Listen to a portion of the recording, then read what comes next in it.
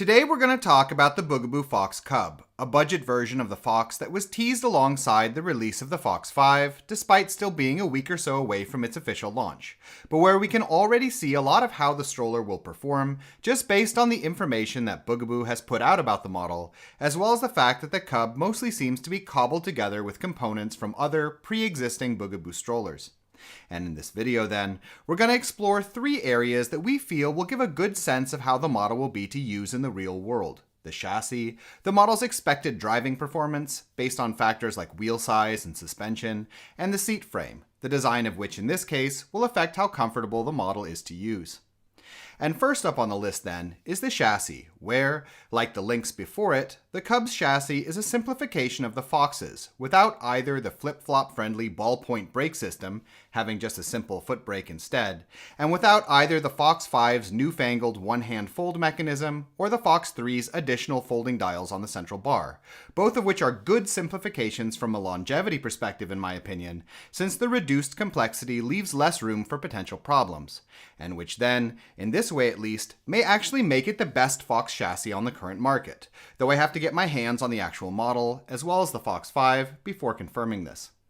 On top of the simplicity of the Cub's chassis, the model also has suspension built into the central bar like the Fox, and maintains almost the same general dimensions, meaning that it will have the same wide wheelbase, which is one of the keys to the Fox's easy maneuverability. And while the model does have slightly smaller wheels than the Fox 3 or the Fox 5, less than an inch off with both the front and rear wheels, they're still quite large versus the wider market, 8 inches in the front and 11.5 in the rear, meaning that the Cub will most likely perform nearly as well as the regular Fox models in terms of both being light to steer on smoother streets and in its ability to tackle rougher terrain. The last area where it's pretty easy to deduce how the Cub will feel to use is unfortunately not as positive, and that's the seat frame, where the model follows the Lynx chameleon line of using the much more fiddly, quote-unquote classic, two-handed seat regulation and two-handed seat frame release mechanisms, which I hate because I can't shake the feeling that this choice of mechanisms has really only been made as a sort of punishment for going cheaper, a way to, by contrast, reward the pricier choice of going for the main Fox instead. These mechanisms make reclining and removing the seat a lot less comfortable, in comparison to the now nearly ubiquitous use on the wider market of memory buttons and the lever on the back of the seat frame design. And, having disassembled both types of frames on Bugaboo models before, in my opinion, there's no significant advantage to be had here in terms of using simpler internal mechanisms, and I also highly doubt that there's much of a difference in production cost either.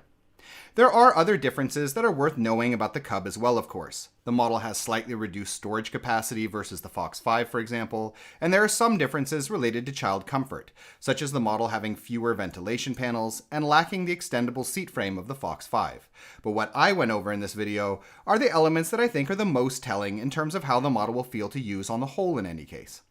I'm personally not a huge fan of the idea of premium manufacturers reducing functionality and performance seemingly just to sell at a cheaper price point. Frankly, when I heard the word Cub, I'd hoped that the model would be a lot smaller. But if there is enough interest in the Cub, then we can buy it in the future and take a proper look.